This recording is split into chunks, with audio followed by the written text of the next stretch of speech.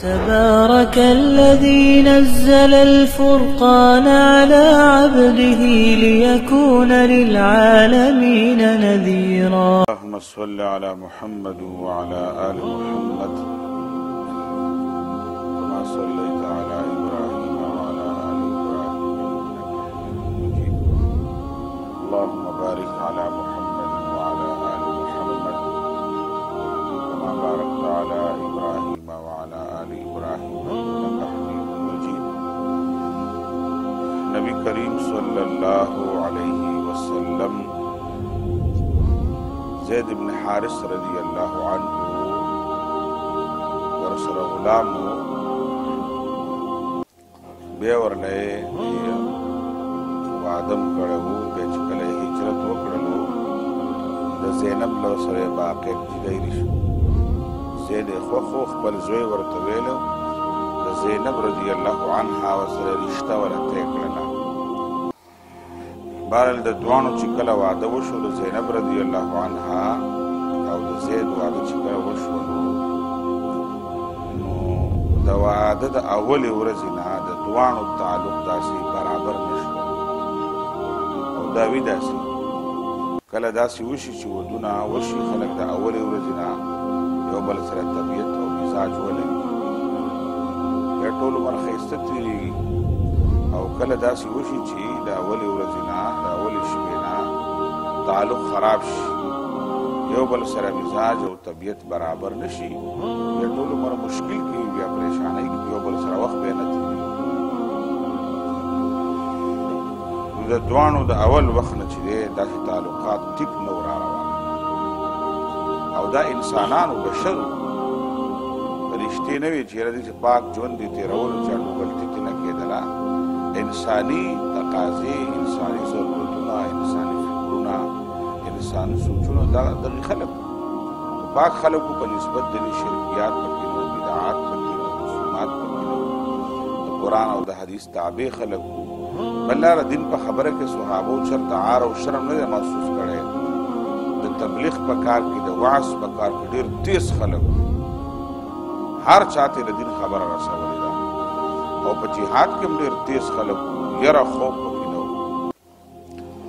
د دواړو چې کله تعلق برابر پاتې نه شولو بهرحال ګزاره خو روانه وه. زید رضی الله عنه چونکې د الله د رسول د کور یو اهم فرد و د الله رسول ته ویلې تذکره وی الله رسوله زموږ د زینب د تعلق ټیک نه دی. نبی علیه السلام په دې خبره پوه شولو او بیا په بله پیره باندې نبی علیه السلام ته الله رسوله زید وفرمایل نبی علیه السلام ته زه طلاق ورکول غواړم. نبی علیه السلام نبی رسول وفرمایل زما اراده زینب ته طلاق ورکوم. نبی علیه السلام ته شرط هم دا کار ونه کړي. نبی علیه السلام نصیحت او وعظ او کوشش کولو چې د زینب او د زید تعلق روغ پاتې شي. خو په زړه کې د نبی علیه السلام یو خدشه وه ځکه نبی علیه السلام بشر او خدشه دا وه چې هسې نه د زینب د طلاقو نه پس الله حکم را نشي چې زینب سره به نکاح ته کړي ځکه دا خو زما ګور ده او زید ته چې دی ما زوی ویلی دی متبنا زوی مې دی. دا منافقان او دا کافر را پسې هسې پروپیګنډې کوي. یوه بله پروپیګنډه به را پسې شروع شي چې وګورئ ګور سره نکاح وکړلو. یعنې دا په هغه زمانه کې منافقانو په هره وخت کې ځینې خلک پروپیګنډو والی یا خو پخپله پوهېږي نه یا د پوهېدلو کوشش نه کوي یا متعصب خلک زیات طور متعصبه مخالف خلک پروپیګنډې کوي. نو نبی علیه السلام فرمایي چې لوی پروپیګنډې به راپسې ډېرې دي راپسې دا خبره به شروع شي. نبی علیه السلام کوشش کولو چې د دواړو تعلق برقرار پاتې شي زید طلاق ورنه کړي. په هر حال زید آخري حد پورې لاړلو او آخر دا شو چې فلما وطر زید منها وطرا زوجناکها. کله چې زید د هغې نه خپل حاجت پوره کړو معنا خپل خواهش یې پوره کړی او زید د هغې نه واده شوی دی. تعلق برقرار پاتې نه شولو زید ورله بیا طلاق ورکړل او دا طریقې کار وي تعلق نه پاتې کېږي نو بیا به داسې نه زنانه په ظلم کې ساتي یا سړی په ظلم کې ساتي با علاج هم دقه دی طلاق واقع شول بیا عدت هم ختم شو تقریبا الله پاک نبی صلی الله علیه وسلم ته ویلي د زینب نکاح به ستا سره دا د عربو ډېره ګرانه خبره وه ځکه چې خلکو به داسې زوی د زوی په شانتې ګڼودلو او څنګه چې نن هم د انګور سره نکاح حرامه ده په هغه زمانه کې هم د انګور سره به خلکو نکاح بده ګڼودله ځینې شیزونه فطرتي وي د پخوا نه را روان دي د مور سره نکاح د انسان فطرت نه غواړي خور سره فطرت نه غواړي داسې انګور سره فطرت نه غواړي د انګور مثال د لور په شانتې وي بیا هغه به ډېر بدقسمته انسان به هغه به ډېر کمینه انسان وي هغه کې به ډېر رضالت وي چې هغه خپل انګور ته د لور په نظر باندې نه او په بد نظر باندې دا به ډېر کمینه انسان وي ورنه دا عام فطرت دی چې د انګور د انسان ته د لور په شان ښکاري د انسان هغه فطرت او مزاج هم داسې و چې دا خو به زما ګور ته په ټول کلي کې زید ابن محمد په خلکو زید ته خلکو ویلو نو داسې ده چې الله پاک بیا چې کله د زید او د زینب طلاق واقع شولو جدای خرا کړې نو الله پاک ورته وویل زوجناکها الله پاک ورته فرمایل پیغمبر اسلام ته وایي په نکاح مې دله درکړه د دې وجې نه دا زینب چې و دا د نبی علیه السلام پنځمه بیبي وه پنځمه دې نه مخکې څلور بیبیانې وي په قرآن شریف کې عام طور د څلورو ودونو اجازت دی سړو څلور ودونه کولی شي د څلورو نه زیات نشي کولی په عربو کې دا طریقه وه چې د چا به سل وي د چا به زر وي د چا به 50 وي د چا به شپېته وي په دې طریقه باندې به دوی دا د ودونو اهتمام به کولو بیا به څوک ساتله څوک به نه ساتله څه به کول او څه به کول شریعت ویل د څلورو نه زیاتې نشي کولی هغه سلو نه او زرو نه یې راښکته کړلي څلور یو دوه درې څلورو پورې یو سړی تللی شي په نکاحونو کې څلور نه پورته نه شي کم خلک چې اسلامي تاریخ نه خبر نه وي هغه دې ته هم زیاتې وایي وایي څلور یې ولې جایز کړي دي د خدای بنده مخکې به خلکو 60 وي او 10 به وي 50 به وي 100 ښځې به وي شریعت وي څلور نه زیاتې نه شي کولی هغه ډېر لوی تعداد یې څلورو ته راورسو دا د یو نه څلور ته نه دي تلي دا د 10 نه د 50 نه څلور ته راغلي تعداد یو متعین وکړلو او بیا دویمه داره چې د زینب نکاح چې کله وشوله نو الله فرمایي ما د نکاح درکړله نو زینب به خلکو ته ویلو نورو بیبیانو ته ویل زما فضیلت په تاسو ځکه دی غوروالی زما نکاح پاک الله پاک کړی زما نکاح چې الله پاک کړی د زینب نکاح چې دی داسې نه و شوی چې مهر مقرر شو ګواهان رال خطبه وویله شو نه الله ویل ستا په نکاح کې چې الله پاک یو خبره وکړي هغې لپاره نور څه خبره مهر پکې نه و مقرر شوی ځکه مهر په نکاح کې ضرور دی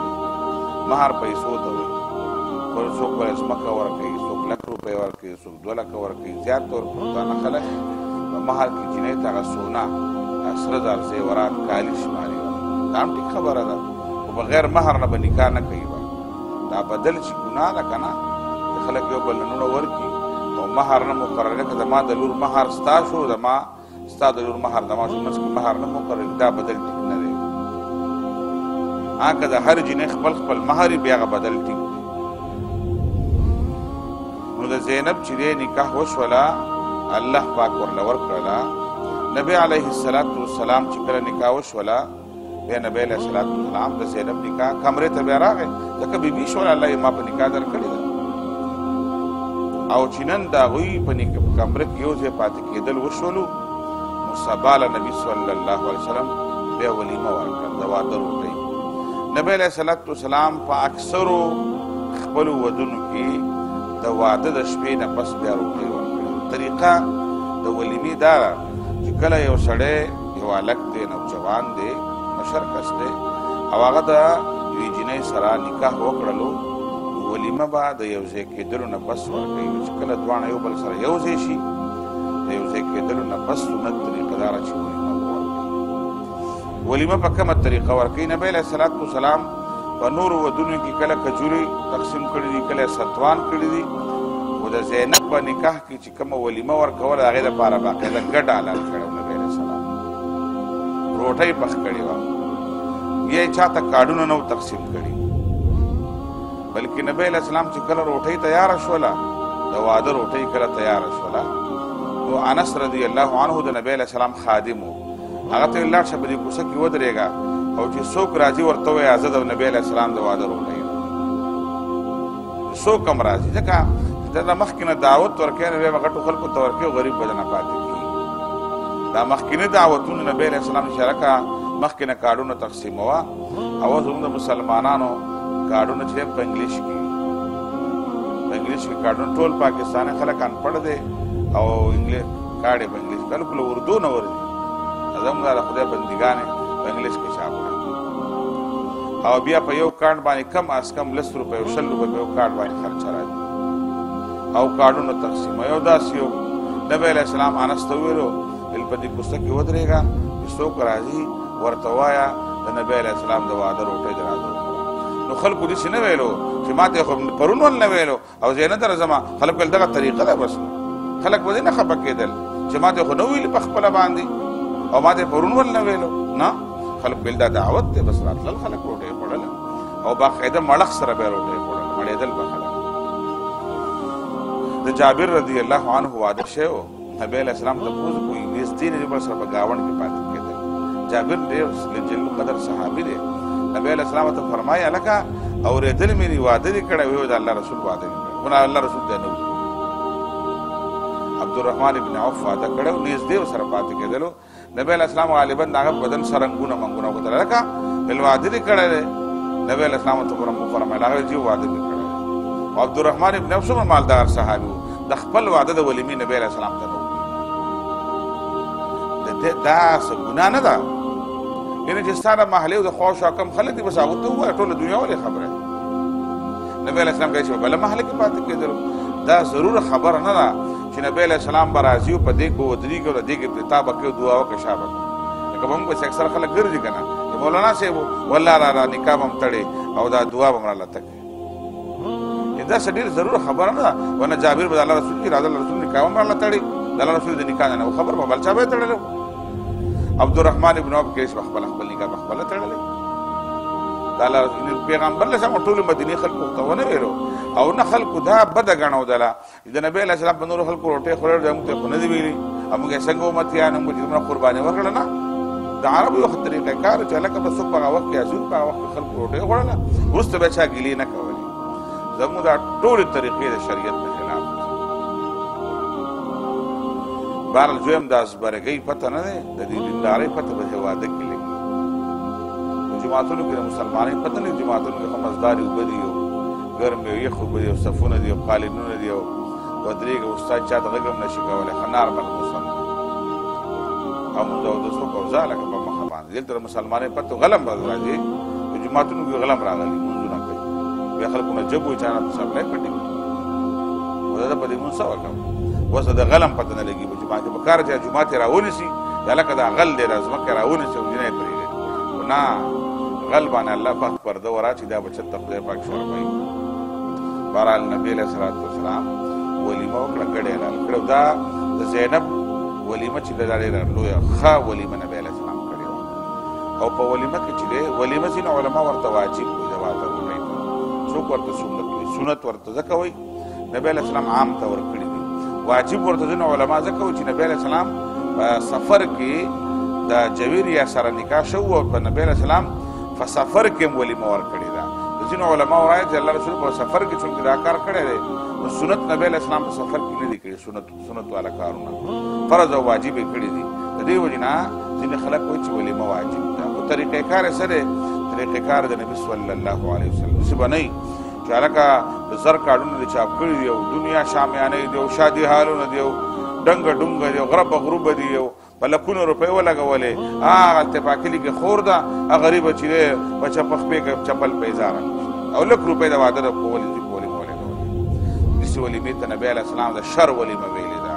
چې مالدار ورته راځي او غریباران ترې پاتې کېږي. دا د کلیوالو ډوډۍ ده او دا مې د مېلمنو ډوډۍ ده. دا هم فرقونه مسله وکړل. دا څوک دی؟ دا زموږ حاجیان، مولیان، امیران، صاحبان، موږ دینداره خلک. بېدینو ته ما د بېدینو سره څه کار دی؟ موږ ځان ته منګزاره او دینداره وایو، موږ خپله کار ته خرابه ده. داسې ده چې دا په دې دین معامل دقې ته دین وایي. ښه د واده د زوی په واده کې مې یو خاص شریعت نشته دی او د دین نه قربان شم. په جبو جبو قربان سړی نه کېږي. دین نه قربان شم. دا دین ډېر خوږ دی، دا دین ښکته دی، دا دین پورته دی او د زوی په واده کې مې یو خاص دین نه و. نو په دې عمل کول ګران. بیا دومره روټۍ پاتې کېږي. دا خلک د وریجې او دا خوراکونه نالو ته ور واچوي. اسراف کې راځي، تقسیم کې راځي. ګناه ده. د یو ګناه سره 20 ګناهونه مېلمانه کېږي. بیا نو ولیمه سنت ده، واقعي واجب ده، ورکول یې پکار دي خپلوانو ته او خپل رشتهدارانو ته، خپلې محلې خلک بغیر امتیاز نه. مالدار دی که غریب دی، ستا تعلق دی راوستلی پکار دی. که چا مالدار راغوښتل څه ګناه نه راکړل، کارډونه چا تقسیم وکړل، سړی چې کافر نه شو مسلمان دی، په اسراف کې خو راځي که نه. بهر نبي علیه صلات وسلام چې کله ولیمه ورکړله، د نبي علیه السلام کور په دغې کمره کې ورکولی چې په کومه کمره کې ناوې ناسته وه. ولې د نبي علیه السلام کور خو ډېر وړوکی کور، په کومه کمره کې چې ناوې ناسته وه زینب رضی الله عنها، په دغې کمره کې خلکو ډوډۍ خوړله. د پردي حکم نه و راغلی. او بیا نبي صلی الله علیه وسلم داسې وکړل چې ډوډۍ په خلکو وخوړله.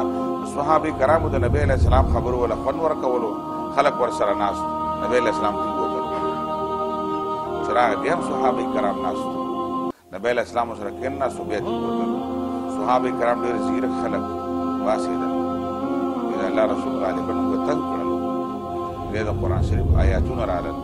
ورته ویې ویل چې کله تاسو د واده ډوډۍ ته څوک راوغواړي، د وخت نه مخکې به هم نه راځئ. هلکه 2 بجې ډوډۍ ده، 12 بجې مه راځه، 2 بجې به راځئ. په کوم وخت راغوښتی په هغه وخت راشئ. او اذا طعمتم فانتشروا، قرآن ویلي دي چې کله دې ډوډۍ خوړله ځه، نور مو د کور به مه تنګوه، ډوډۍ دې وخوړله بس ځکه نه دې خپل کارونه کوي، مېلمانه به وي نور. نبي علیه الصلات وسلام د دې خبره باندې خلک پوه شو. بیا یې باقاعده د واده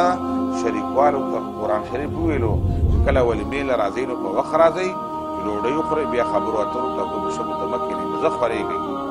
دا باقاعده د واده د ولیمې خلکو ته قرآن شریف هدایات جاري کړل. باره د زینب رضی الله عنها سره نکاح وشوله، د نبي علیه السلام په نکاح کې راغله.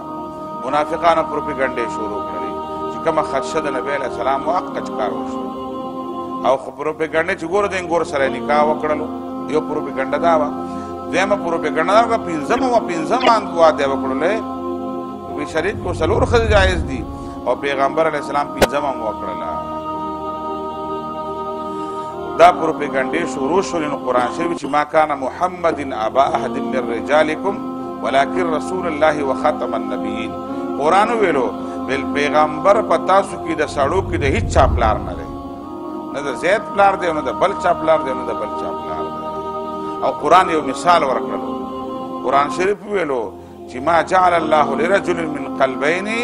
فی جوف واحد. الله پاک د یو سړي دپاره 2 زړونه دي پیدا کړي، یو زړه دی. د دې مثال مطلب دا و چې د هر سړي به یو پلار وي، 2 پلاران به نه وي. د زید یو پلار دی، 2 پلاران نه دي چې هم حارث پلار دی، هم محمد صلی الله علیه وسلم پلار دی. دا د نبی صلی الله علیه وسلم پلار نه دی، د پلار نه دی. د زید پلار چې دی حارث دی، زید ابن حارثه دی، دا د حارث زوی دی، دا د محمد صلی الله علیه وسلم زوی نه دی. او نبی علیہ السلام په تاسو کې په نارینهو کې د هیڅ چا پلار نه دی. د جینکو پلار وو، د فاطمة الزهرا پلار وو، او د زینب پلار وو، د رقیه پلار وو، د کلثوم پلار وو، خو د نارینهو کې د چا پلار نه وو، د سړو. ځکه د نبی علیہ السلام زامن طیب و طاهر ابراهیم قاسم دا په وړوکوالي کې وفات شوي وو. نارینه اولاد د نبي صلی الله علیه وسلم نه وو.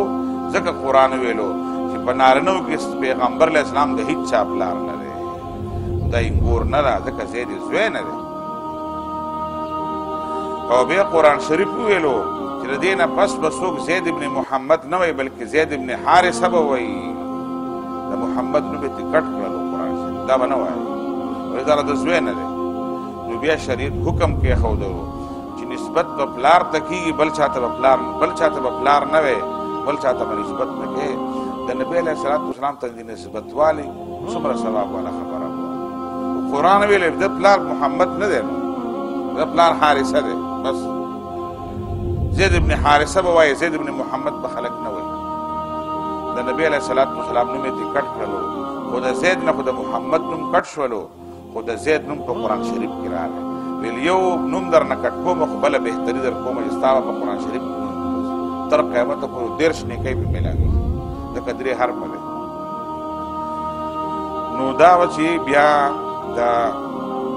قرآن شریف د هغې تذکره مو کړه د دې پروپیګنډې جواب یې ورکړو مسلمانانو ته ویلو پردو زامنو ته پردو بچو ته به زوی نه وی او نه څوک زوی کېږي په خولې په وینا باندې څوک زوی کېږي او لور کېږي خور کېږي او ورور کېږي نه داسې ده چې موږ په دې حج کې هم چې وو که نه د حاجیانو هم خویندې ورونه وي بیا یو بل نه پردې نه کوي لکه ولې پردې نه کوي خویندې ورونه نشته دی پرده ده وایي ما ورته د خدای لپاره رور ویلي دي مونږ د خدای لپاره تا نه دي ویلي مونږ د خدای ویلي دي انما المؤمنون اخوة